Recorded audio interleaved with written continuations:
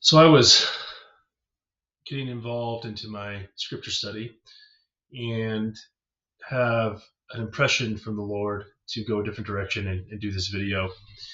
And I kept trying to do my scripture study, and then these thoughts kept flowing. And so, even if it's not the Lord, it's just my mind thinking. I figured I'd just do the video just to get it off my mind, so I'm not thinking about it anymore, and I can think about other things. So, what's prompted this video are the recent events with the CEO assassin and the public support and even public support or sympathizing with the alleged shooter. And what's interesting about this whole thing is, and I guess shocking, is how people are responding. That some people are responding to the shooter and what he did. And it really stems from this rhetoric that has been quite pervasive. I mean, I don't know how long. I mean, it's probably been there, since, definitely 60s and maybe even before then. You got the beatniks in the 50s and always this idea of going against the mainstream. And you've also, have Marxism and neo-Marxism come in. So I can't really give a timeline of when this stuff happened. It could even be in the 20s. We had socialists in the 20s. But lately, I'll just say this, is lately you've been hearing more and more about the evil of corporations and how they are corrupt and they are taking advantage of us and that we need to stand up to them and we need government to get involved and so forth. And so that sentiment has been playing out for a while, or at least it's been around, it's been growing, I guess, in popularity. It's engendered more support. It's definitely embedded in any university department in the humanities. I was an English major, and it was in political science, and it was clearly in there, especially English. My goodness. So I've seen it. I've been around it. I drank the Kool-Aid for a period of time.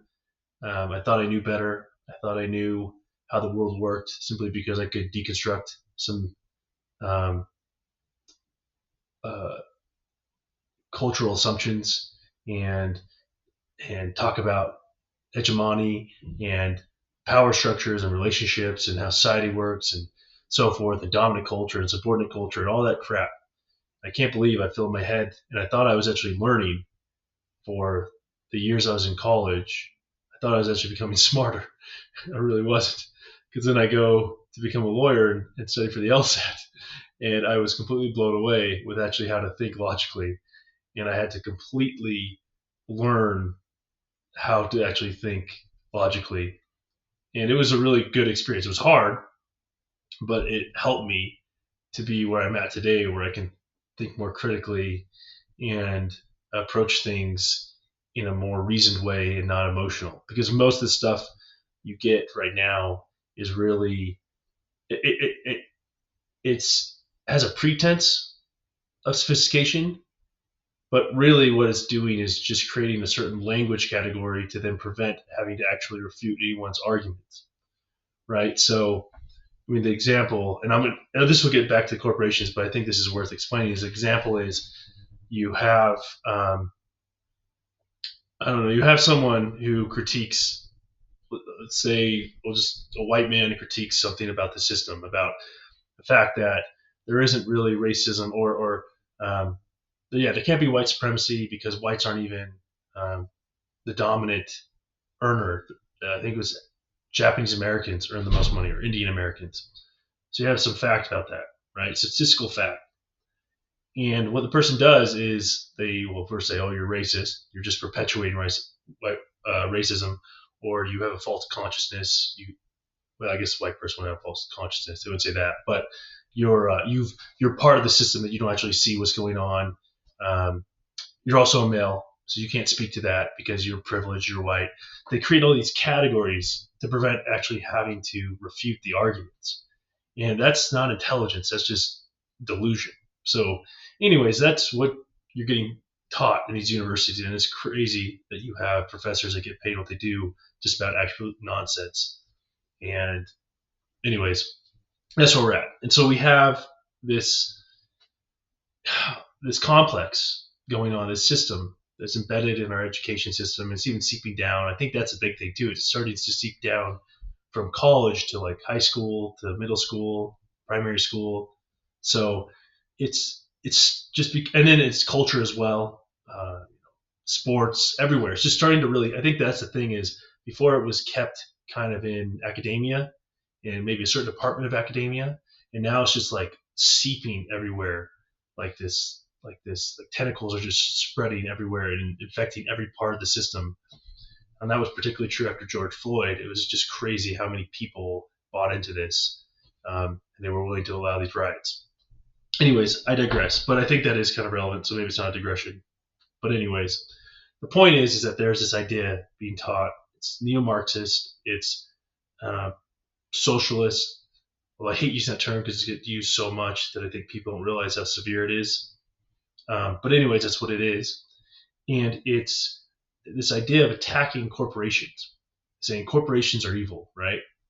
Well, let's now kind of really apply and scrutinize these arguments. I'm really not trying to create a straw man. I'm trying to just address kind of what their arguments are and then just working through to see if it holds up. So one of the things that they talk about is the corporations are evil. But here's the problem. They're not. Why do I say that? Because corporations are not a person. They're an entity. They're an entity created by the law. And it's a business. It's an entity. It's not a person. So when you say corporations are evil, you're saying like this is evil. I mean, this is simply what a business is. Well, I guess it's an entity, but it's like a business isn't a person. Well, I mean, kind of, I guess you could define as a person in the law, but it's not like a thinking organism, like a person. It's an entity. It's a fiction. It's not fiction, but it's created by the law. It's an agreement. It's done through the state providing a license to operate a business. Okay, so corporation is just that. It's an entity, so it can't be evil. Now, can people in the entity be evil? Yeah, they can. That's fair. That's fair to say. And are some people in corporations evil? Yeah, that's fair. But who's evil? Do we know? See, here's the other problem that people have is they create this monolithic they, and I used to do it too. They're so evil. They're so greedy. Well, who's the they you're referring to? Well, the CEO. Okay, sure, the CEO might be evil. Well, here's the problem. Is he really, or is he just operating by market incentives? Because he has a job, and if he wants to keep his job and he wants to earn money, he's got to make a profit.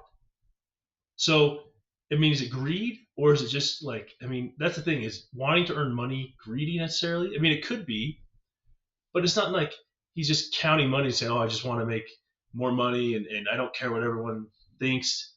I mean, there's some people, sure, you had Enron, you have bad actors. I'm not saying that corporations are benevolent, or sorry, I gotta catch myself. I'm not saying that like the officers of corporations are benevolent, all of them.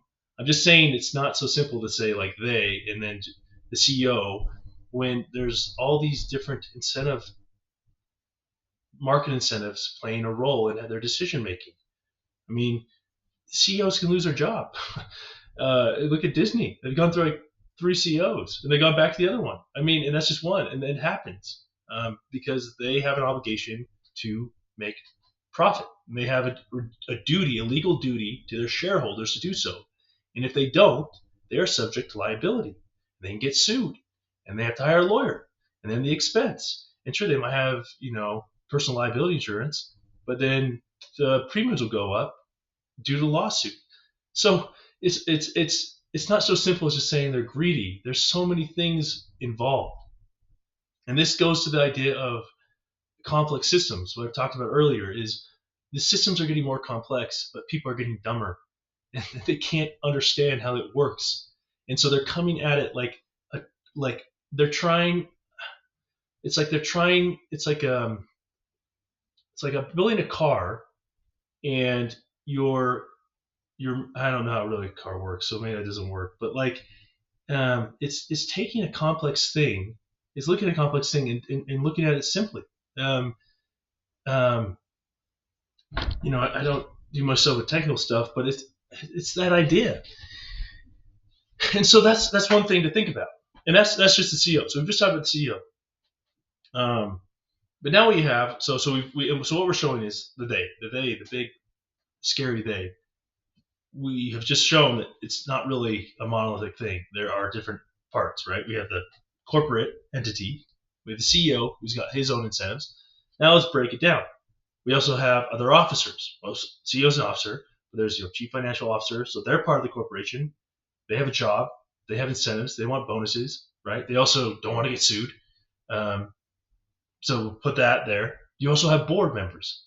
Board members have a lot of say in what CEO's hired, the direction the corporation is going to take, whether to merge, and there's different interests in those boards. Board seats are comprised of different people from different backgrounds. So what you're starting to see is this idea of a they is starting to fray because it's so many different actors involved. And let's continue. Let's just continue going this. So you've got board members, you've got shareholders, you've got employees, you've got other creditors, right, who want their money back. You've got shareholders who want to make a profit, or even we can even break it down even further. Let's do that. You have shareholders who have different interests. Some shareholders are just there for a quick buck. They're selling short or whatever. That's fine. I mean, that's what they're doing, and that's a whole group of them. But then you also have other shareholders that are there for the long run, and they're just indexing their funds, and they just want to have a solid investment. You have others that are there for retirement. But those shareholders, if they have a majority of the shares, they have voting, and they vote for board members. And so you have different varied interests. And it's not just so simple as corporations saying, oh, I just want to like take all the money in the world and just whatever. Because what's influencing that decision making are so many disparate voices that are oftentimes at odds. I mean, there's vote by board members that aren't unanimous, right? So you have some that are for and against actions, and it changes. Like some that were for are against others. They change alliances, they shift. So it's not just so simple as saying a they. There's no really they. I mean, they as in yes, they're they as in like plural people, but like there's no they are evil as in like some specific person you can identify. It's a host of factors. And to also realize again, going back to this idea of duties, right? Any board member, any officer or board member has a fiduciary duty. That is, they owe because they are um, taking care of their assets. They are entrusted with their assets. They have a duty to ensure that they act reasonably, and they're fiduciary. And if they don't do that, they can be in breach. And so shareholders could sue and say, you're not making profit, therefore we're going to sue because you're harming the interests of the shareholders. And then there you go. You got this whole thing. And then it gets more complicated, but then there's derivative action. They got to sue the board members individually, and it's a mess, right? And who wants to get sued? Who wants to deal with lawyers?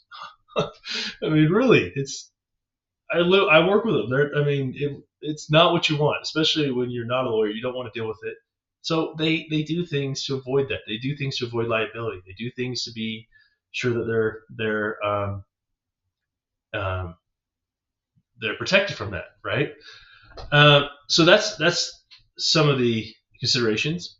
But now there's another component to make things even more complicated, because again, we're dealing with complex systems, we're dealing with various actors, and most people can't even fathom that. I think most people, if you ask, who talk about how corporations are evil, don't even know how corporations run. Like a big corporation, I don't think they understand that there's a difference between a board member and CEOs. Or if they do, I don't think they understand the legal implications and the responsibilities of it. But in any case, let's keep going. So then there's another component that corporations have to worry about, which is called activist hedge funds. Now, activist hedge funds are hedge funds that intentionally target corporations they think are not making enough money. They put a bunch of money, they buy all the shares, they get the majority share position, they vote for board members that are on their side, and they completely gut the corporation to make a quick buck. They see, hey, this is run efficiently. We're going to go in. We're gonna vote. We're gonna sell off a bunch of stuff. We're just gonna gut it, and then oftentimes they just sell it. So it's like they buy it, they inflate a little bit to get investors attracted because they show, hey, we're making money, whatever. But what they do is they actually end up hollowing out the company. They sell a lot off, outsource a lot of jobs, and often after they're done, after they've the shares have gone up, they've sold their shares. The company's kind of just like dwindled. It's like a hollow shell that can't really survive, and then they go bankrupt. So corporations are worried about that. They don't want to be targeted by activist hedge funds, and so they need to keep making profit. And if they're not making profit, then the target by the activist hedge fund goes on, and if activist hedge funds get involved, they can change the whole trajectory of the corporation. Okay, so that's another thing to be aware of. And there's another influence playing a role in how corporations act. So now we've kind of broken down this whole thing of corporations and the evil corporations. Now, to be clear, I'm not saying that corporations are benevolent always. I mean, obviously, as fallen people, they are subject to sin and so forth. But then are the people, the activists, socialist activists, any better? So, I mean, it's just kind of like wicked calling wicked wicked, right? But the more point I'm saying is it's not just a simple like maniacal, just we're gonna just get as much money and screw everyone else. There could be people like that. I mean, sure, there's people wanting to make money. I'm just trying to say that it's so many different interests involved. You can't just like pinpoint it. Often you can't pinpoint to one person. There's different incentives involved, different interests that are influencing the way the corporations act, and you can't just say that it's necessarily like this type of greedy evil that their corporations are characterized to be. So that's one thing. Now let's move on to the boogeyman, which is insurance companies. So the same principle applies to insurance companies. They're a corporation. They have CEO, needs to make profit. They've got board members, different interests. They got fiduciary duties. And they also have active hedge funds as well. Another thing with insurance companies is they have an obligation to stay solvent. They could be sued if they're not. So even though they have the fiduciary duty to their shareholders, they also have it to the insureds, right? Because if you buy money and you put money into an insurance company and it goes bankrupt, there goes all your money. There goes the money you've put in, and depending on how it was run, you could potentially sue them. Now you go to bankruptcy and you'd be a creditor or something to that effect, but still it'd be a mess. They don't want to deal with it, and so that's component, and they have an obligation to remain solvent. So how do they remain solvent? They got to make sure they're increasing their revenue. And how they increase revenue? Well, if they find that they're paying out more claims than they're bringing in, and then they have to increase the rates, because it's all about pooling risk. And if they don't have enough money, they gotta then bring it up, right? And one of the things that's been going on right now with insurance companies that's a big concern are these nuclear verdicts, where people are getting 10 million plus more in jury verdicts, and that's a big concern. That's $10 million. And guess what? Even though insurance companies have all this money supposedly, and they should go help this little guy out, the 10 million that goes to the person who was injured comes out of our pockets. I mean, where else do they get the money? They don't grow it on trees. It comes from us. That's why our rates raise. It's like we look in and we get so mad, and these juries give these awards of multi-million dollars, tens of millions, let's put it that way, tens, 20, $30 million, because they're so mad at corporations. I don't realize they're just paying out of their pocket. This is the thing. But it gets played up, and you got attorneys who think they're doing good because they're going against all these corporations who have all this money, not realizing that like the corporation we're paying into it. Our premiums are going up to pay for these verdicts. It's just silly. And anyway, so there's that. But let's even talk about insurance companies in the healthcare industry. I mean, actually, we can still go to this point risk. So they pull risk, and so in the health. Okay, we'll go to the health insurance now. I think I've said enough about insurance in general.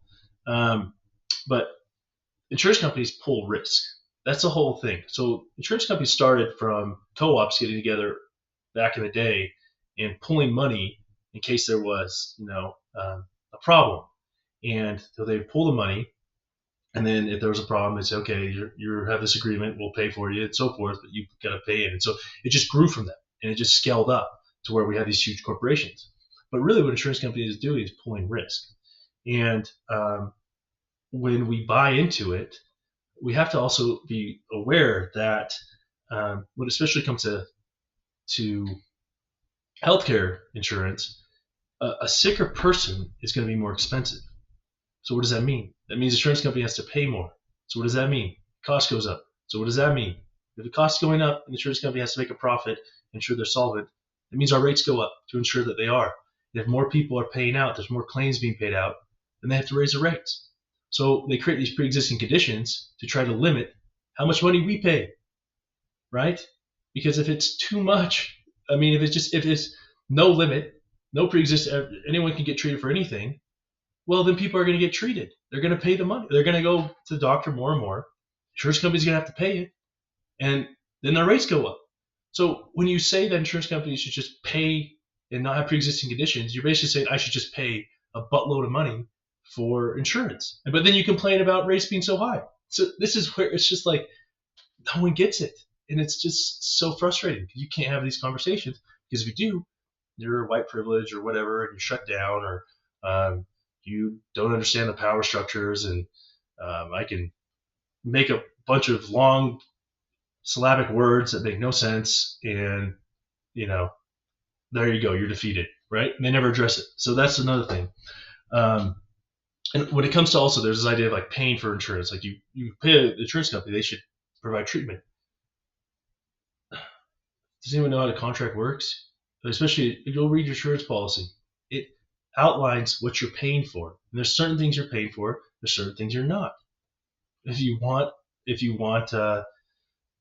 more coverage, then you've got to pay more money. So then that if you and those who are sicker will have to just pay more money, because it's just fact of life. If you're sicker, you're going to go to the hospital more. You're going to be more expensive, so you got to pay premiums. But people don't want to do that. They want low premiums and also to be covered what they want, right? And it just doesn't match up. If you want to be covered, you got to pay more. You got to increase because then you're paying more. And if everyone has the same sickness or they're sicker group and they all pay more, well then there is money to balance out that risk of paying out claims, or the possibility of paying out claims, right? So that's people just, I don't think they understand that. They don't get it. Okay, I think I've got everything covered on that end. I've set my notes here. This chicken scratch.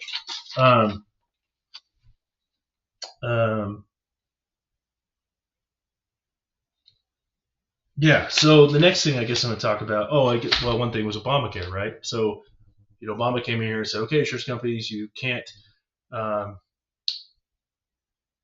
exclude coverage for pre-existing conditions. So what happened? Rates went up. That's just what happened. Health insurance just got more expensive because now insurance companies are required to cover sicker people, and so what do they have to do? They raise the money in order to cover them. Okay, now let's talk about free healthcare. Okay, let's just everyone is entitled to free healthcare. They get the money whenever they're sick. They can just get treated and whatever. Well, what's the problem with that? Basic economics. If you can get healthcare for free, then you're going to get treated for it, but you're going to be incentivized to just go to the doctor for anything, or you're going to get the most expensive treatment. You're going to say, oh, well, if I get free healthcare, then I'm going to get the surgery that I need, even though you might not need it, but you like it. And everyone's going to do that. So then what happens? Well, demand goes up. And if demand goes up and price does not go up with demand, then there could be a potential shortage. So how does the market account for a shortage? They raise prices to then limit how many people can use a certain good because of shortages. So what does that mean? It means healthcare goes more expensive. If you have the government just paying for free healthcare, there's no insurance companies, healthcare will be so expensive. And the other thing, long waits, because now there's a higher demand. And I know there's already a shortage right now of doctors. Who wants to be in med school right now? You spend all those years, you work your butt off. You could potentially get sued. You got malpractice insurance that's expensive. Same reasons I just articulated. I'm pretty sure that the healthcare field has a shortage right now. So you already have that combined. You have free healthcare. You have high demand. You're gonna have long lines. And what do you have? That's what you get. That's what you're getting in the UK, or I guess it's the UK. I think has the entire universal healthcare, and people wait in long lines. They die while they're waiting. That's what you want, really? I don't want it. And I don't think most people do. It's just we think there's something better for free, but that's our conditioned to believe.